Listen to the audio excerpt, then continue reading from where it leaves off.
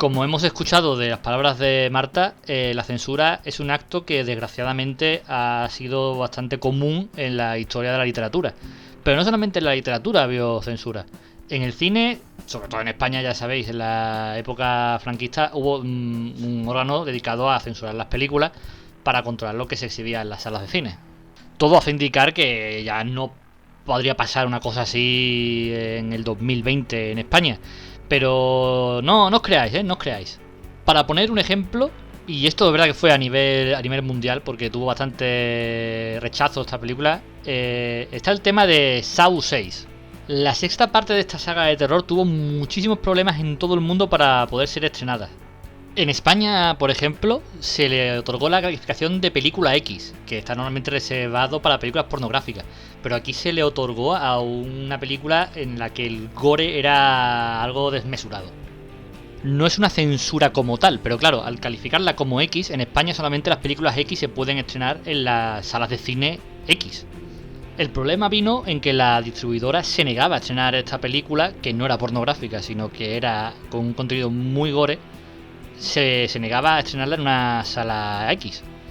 Y bueno, después de negociar con el realizador de la película, se llegó a un acuerdo en el que se cortaron diferentes partes del metraje y tras ese corte del metraje sí pudo estar en salas convencionales. Estamos hablando del año 2010, que fue un año realmente extraño en España con respecto a este tema. Y es que también tenemos que hablar de La Mula, la película protagonizada por Mario Casas y María Valverde, que también tuvo ahí problemas en que la productora denunció censura por parte del Ministerio de Cultura. Y que bueno, que la película es verdad que también tuvo muchísimos problemas en su producción, porque también hubo problemas con el director y también hubo problemas con la calificación de la película.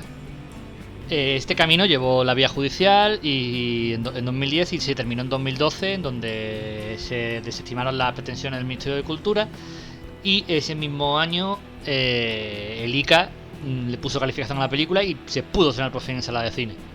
Al final su recorrido en cartelera tampoco es que fuera muy exitoso, pero bueno, nos queda el recuerdo de haberla visto en el Festival de Málaga. Y tras esta pequeña charla sobre la censura en el mundo del cine, vamos a dar paso con nuestro especialista en este mundillo. Borja Jiménez, bienvenido al Contrapodcast. Muy bien hallado, Leandro, ¿qué tal? ¿Cómo estamos? Muy bien, continuando con este programa dedicado a la libertad y a ver que tú que nos das la visión desde el punto de vista cinematográfico, ¿qué nos traes? ¿Qué se te ha inspirado el tema libertad? Pues mira, primero quiero decirte que me alegró mucho elegir el tema de la libertad porque después de un programa tan intenso con la cuarentena y con el confinamiento que hemos pasado y tal, pues es algo un poco más alegre, ¿no? Más divertido de comentar. Sí, sí, Y es lo que necesitamos para ventilar un poco la casa. Es como, venga, ahora, sí, venga, sí, ya sí. está. Podemos salir, libertad. Bueno, sí, con restricciones, pero bueno. La verdad es que la libertad es, creo yo, ¿no? Un concepto que ha inquietado al ser humano desde la antigüedad. Es uno de los grandes conceptos, ¿no? De las grandes ideas que se han manejado desde siempre. Y bueno, la libertad y la falta de ella, ¿no? Y aquí ya adelanto dos conceptos que van a ser claves sobre lo que voy a hablar, ¿no? Que es que ambos están tratados como contraposición a la libertad. Por un lado sería la falta de ella, es decir, la esclavitud, que como sabemos hay cientos y cientos de películas que tratan el tema de la esclavitud a lo largo de la historia del cine. Y por otro lado me quiero centrar en un debate mucho más actual, que sería la dicotomía existente entre libertad y seguridad. Constantemente estamos entrando en ese debate y tampoco hay que irse muy lejos. No sé si supongo que sí, has leído o has escuchado sobre la controversia que hay actualmente con esta app de rastreo de contagios, ¿no? Y de contactos por el tema del COVID, que aquí en Europa, sobre todo también en España, hay mucha controversia, ¿no? Si tenemos una app todo el rato activa, nos van a controlar nuestros movimientos.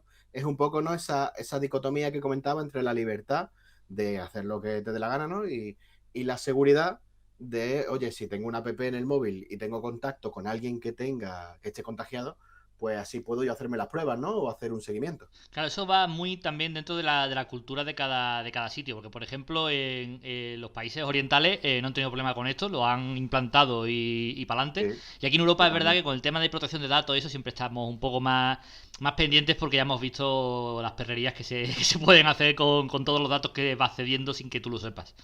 Efectivamente, es que ese es el tema, no tanto ya la seguridad, sino qué hacen con esa información. Y bueno, ya entrando un poco en materia, tú sabes que a mí me gusta mucho, ¿no? Ir al tema de la definición de la palabra que vamos a tratar, Sí, sí, tú porque tienes un la verdad es asiento que reservado en la RAE ya mismo. sí, sí, sí, totalmente. Pero la verdad es que te da claves muy interesantes, ¿no? Y en esta ocasión, pues una definición muy sencillita de libertad vendría a ser la capacidad humana de obrar según la propia voluntad, ¿no? El detalle aquí está en la capacidad humana. ¿Qué ocurre si eres más que un humano? Pues lo hemos visto, no hay que irse muy lejos, ¿no? A la mitología griega con el tema de los dioses o los semidioses que no se pueden regir bajo las leyes y los preceptos mortales, etcétera. Entonces, todos esos mitos de la mitología griega y otras mitologías, ¿cuáles vendrían a ser los mitos actuales, ¿no? Que se llevan comentando mucho. Pues estos mitos podrían ser los superhéroes. Hay muchas teorías, ¿no? Mucha gente que hilando un poco en los mitos como la Odisea y tal, pues la podemos trasladar a historias de superhéroes. Eh, Dentro de estos dos, de este concepto, lo podemos hilar con dos películas que reflexionan sobre la libertad y el mundo o el ámbito de los superhéroes, ¿no? Y ambas son adaptaciones más o menos libres de cómics muy conocidos. Por un lado está Watchmen, Ujú. ¿no? Que, en el que entraba en un debate muy interesante con la frase ¿quién vigila a los vigilantes? Que es la frase, la coge directamente la autora Alan Moore del poeta latino Juvenal. Y otra mucho más reciente es la película Capitán América Civil War, que es una película que se engloba dentro del universo cinematográfico Marvel, que adapta el cómic de Mark Millar y Steve McNiven, y aquí es donde entramos de lleno ya en el tema libertad-seguridad, ¿no? Que decíamos antes. Sí, en qué te vas a centrar? A ver, no quiero extenderme mucho, pero para exponer un poco la cuestión y contextualizar un poco el argumento, en esta película, pues los superhéroes se dividen en dos bandos, ¿no? Puesto que ocurre un accidente en el que se ven involucrados directamente varios de estos superhéroes y acaban, pues este incidente acaba con víctimas mortales de civiles.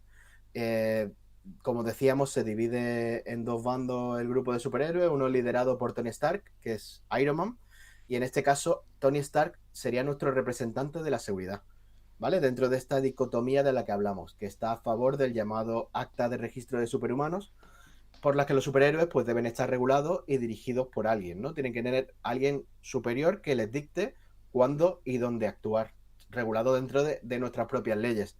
Que aquí enlazo con lo que decía antes, ¿no? Si eres más que un humano o un superhumano, ¿debe de regirte por esas mismas leyes o no? Desde el punto de vista de la seguridad, por supuesto. Que de hecho, si existieran los superhéroes en la actualidad, en la realidad, evidentemente tendrían que estar regulados, porque si no, esto sería brutal. Sí, sí, sí.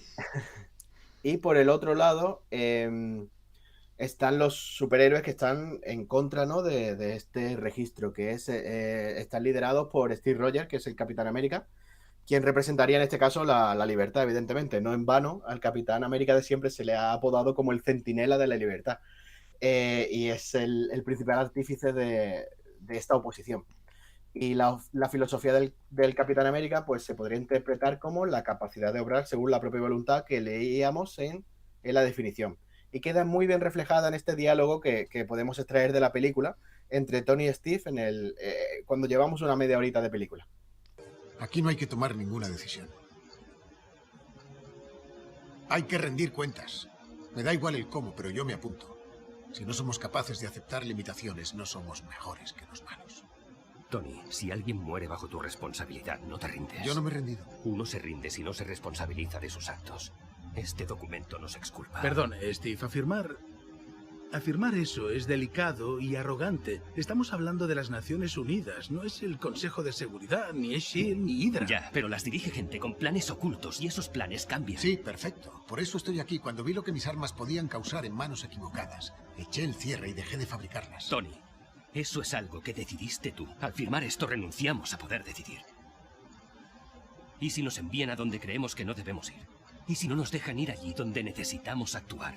No seremos perfectos, pero las manos más seguras son las nuestras. Si no hacemos esto ahora, lo harán por nosotros más adelante. Eso es lo que hay, y no será bonito. Pues como hemos escuchado en este enfrentamiento verbal, que luego vendría el enfrentamiento físico, ¿no? Se hablan de la libertad de decisión de cada uno, de obrar, de rendir cuentas y de las consecuencias, ¿no? Que tienen tus propios actos, que dice directamente Tony Stark.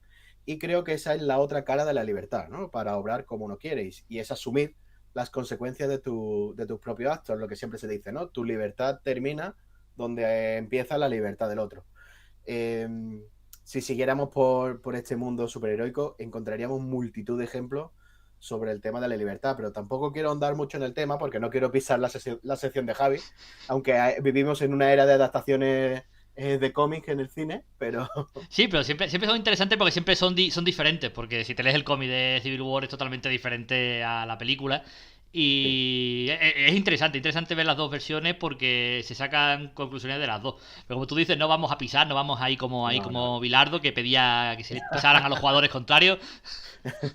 Por favor, un poco de respeto entre los colaboradores, por favor. Lo que sí que me encanta de la película de Civil War, aparte de pues que me gustan los cómics, los superhéroes y tal, es como coge los conceptos claves, ¿no? Lo interesante del cómic de Mark Millar, lo pasa por el filtro de dentro de un universo compartido y no se centra tanto en esto que hablamos realmente del registro, el acta de registro superhumano y tal, sino como en la relación entre Tony Stark y Steve Rogers, que se lleva fraguando muchas películas y de hecho desemboca al final en Endgame, ¿no? Sí. Porque esta relación ha tenido 7 u 8 películas para desarrollarse y me parece que está muy, muy, muy bien hecho.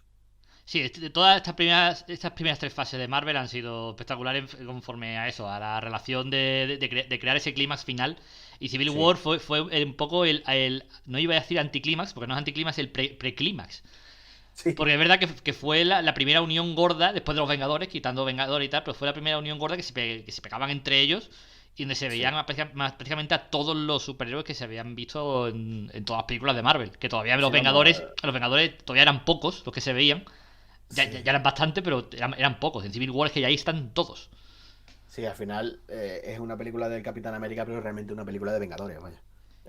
Yo lo veo más una película de Iron Man, pero está bajo el título de Capitán América, pero el protagonismo tiene más casi Iron Man que... No, yo creo que, ya te digo, para mí el protagonismo está en la relación entre ellos dos. Uh-huh. Es muy buena. Pero bueno, con esta película lo que queríamos representar un poco, ¿no? Esa dicotomía clara entre libertad y seguridad. Y con todo esto de lo que hablábamos, ¿no? De asumir las consecuencias de tus actos, pues también evidentemente hay una responsabilidad moral. Lo cual me lleva a hablar de uno de los cineastas más controvertidos de la historia, denominado por un lado el padre del cine moderno, ¿no? Que es el David W. Griffith, que supongo que lo conocen, ¿no? Sí, hombre. Bueno, para quien no lo conozca, así brevemente, pues Griffith fue uno de los fundadores de la United Artists, que a día de hoy todavía sigue produciendo películas. La fundó junto a Charles Chaplin, Douglas Fairbanks y Mary Pickford, y fue uno de los grandes impulsores de establecer un lenguaje cinematográfico. O sea, tiene 2 obras espectaculares de las que hablaremos ahora a nivel técnico, a nivel cinematográfico, lo que significa para la evolución de lo que decíamos, un lenguaje cinematográfico, trabajando con diferentes escalas y duraciones de plano, utilizando recursos narrativos, utilizando el montaje.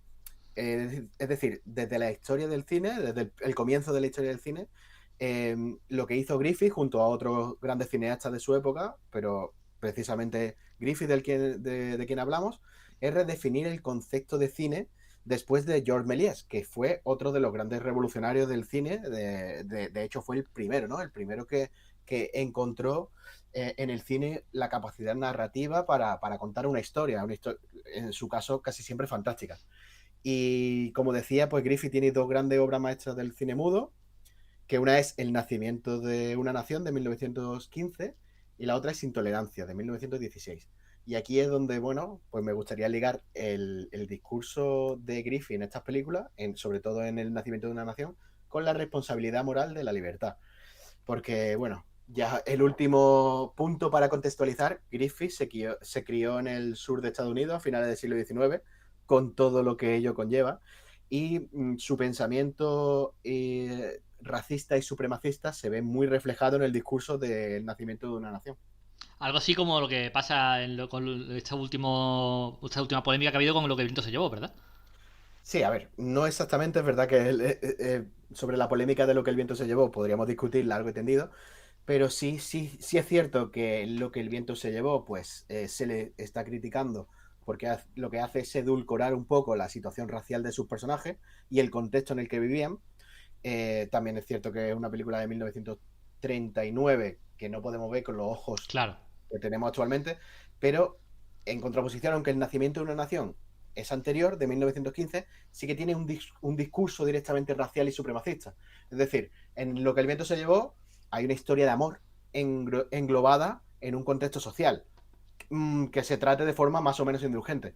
Pero el discurso de una nación tiene no es una doble lectura, vamos, claramente es una película racista que está ambientada en la guerra de secesión norteamericana, cuya causa central, por supuesto, pues fue la evolución, la esclavitud, abolir la esclavitud, ¿no? Que fue lo que querían hacer los confederados.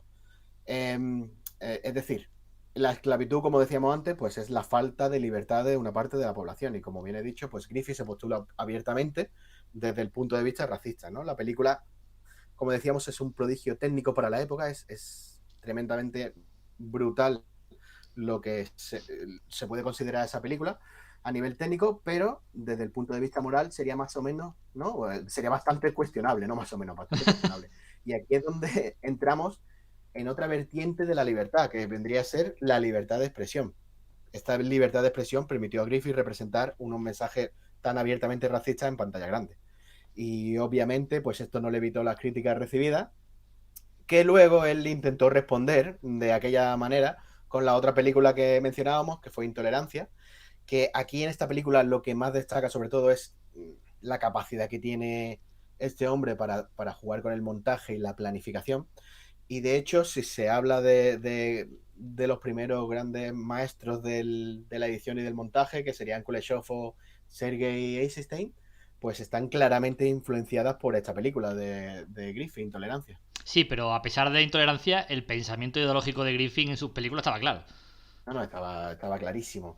Y es que el tema de la esclavitud ha sido ampliamente tratado en el cine. Que vamos, podríamos hacer un monográfico exclusivo de varias horas sobre este tema. Y es que, claro, hay muchos conceptos interesantes que podríamos ligar a la libertad, ¿no? Como el libre albedrío, cómo ha sido representado en el cine, cómo se trata a través de la filosofía y la religión y cómo se plasma en el séptimo arte, puesto que el séptimo arte al final lo que es un reflejo, ¿no? Del ser humano, de la sociedad en la que vive y de cómo ese cineasta pues ve y piensa o recibe la libertad. Hay hablando de todo esto, hay un personaje muy curioso, ¿no?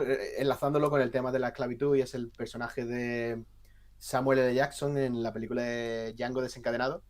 ¿La has visto, no? Por Sí, sí, supuesto. sí, por supuesto. Hombre, Está hablando con Tarantino. un fan de Tarantino acérrimo, vamos. Pues es curioso porque el personaje que se llama Stephen está interpretado por Samuel L. Jackson, es un esclavo, pero es el esclavo de confianza, ¿no? Del señor Candy, interpretado maravillosamente por Leonardo DiCaprio, y se le ve que está como en contra de su propia raza, ¿no? Y es un discurso, en muchos casos es como satírico, pero realmente existía ese tipo de personas que por estar un puntito por encima de los demás y tener un poquito más de libertad, pues oye, no dudaban en ponerse a favor de los que le estaban esclavizando, ¿no? A su propia raza. Claro, le daban un Tremendo. privilegio por encima del resto y ya, pues, ese privilegio que quería defenderlo a muerte antes de buscar el privilegio para todos. Totalmente, totalmente.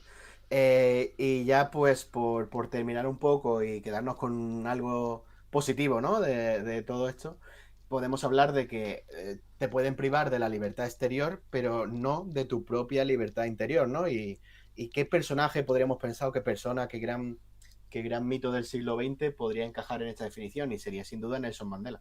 Mandela, que es flipante porque es la única persona que se parecía a otras dos personas famosas, que no solamente tenía una persona famosa que se parecía a ella, porque Mandela era igual que Kofi Annan y era igual que Morgan Freeman. Es como, madre Sí, mía, sí, sí. ¿cómo, Y, cómo, cómo pueden ser tan iguales? y efectivamente, ahí está el tema. Hay muchas películas que nos hablan de la vida de Nelson Mandela, pero yo me voy a quedar con, tú lo has nombrado ya, la actuación de Morgan Freeman, que le valió una nominación al Oscar, y es la película Invictus del maestro Clint Eastwood, que esta película pues, está basada en el libro El factor humano de John Carlin, y aunque está enmascarada como un drama deportivo, pues la trama gira alrededor de la figura de Nelson Mandela, de cómo llegó al poder, de los años en los que estuvo encarcelado, la abolición del apartheid. Y aunque para mí personalmente no es ni de lejos la mejor película de Clint Eastwood, sí que me parece una bonita aproximación a una de las grandes figuras del siglo XX, como decíamos. Buah, a ver, yo no creo que sea una mala película de Eastwood, ¿eh? A mí me, No, me no, ni parece, mucho a mí me menos. parece una de las mejores, también es verdad, porque a mí me gusta el rugby, me gusta el deporte y quizá Sí, eso hizo un poquito más de mella. Y eso que está Matt Damon. Que, sí. joder, segundo programa que hacemos y segundo programa en el que sale Matt Damon a la palestra, pero bueno. Hombre, y siempre va a volver a salir en tercero, vamos. Me lo voy a proponer como reto. No, y es verdad que yo me leí el libro porque a raíz de la película me Sí. encantó el mensaje, uno conoce la historia del rugby, me leí el libro y el libro también es maravilloso. Y es verdad que el libro sí que se centra más en la figura de Mandela que en la película, porque es lo que tú dices, la película al final se enmascara dentro de un drama deportivo y se le da Sí. una importancia al rugby importante. Pero en el libro se cuenta mucho más de la vida de Mandela y de cómo acabó encarcelado Ujú. y todo lo que pasó en la cárcel para darse cuenta de lo que había hecho y que no era el camino que tenía que hacerlo y es espectacular. No, y A además mí, a mí me parece una historia impresionante la de Nelson Mandela. sí. Y es que es otra de las cosas bonitas, ¿no? Que tiene el cine, que nos pasa a todos los que somos cinéfilos una y otra vez. Y es que descubres una película, la ves y esa película te lleva o a otra película, o al libro que está detrás, o a investigar sobre la figura de la persona que trata esa película, y te enriquece muchísimo. Yo soy un gran defensor de que el cine es entretenimiento, pero también es cultura, y también Es historia, porque al final es lo que va, historia, sí. es el legado que te va a quedar para dentro de 20 años. Vas a ver una Efectivamente. película de hace 20 años y vas a ver esto. O sea, Sí. Es un medio para mí también de divulgación, tío, ya te digo, de divulgar la cultura, de enriquecerte, ¿no? Como persona.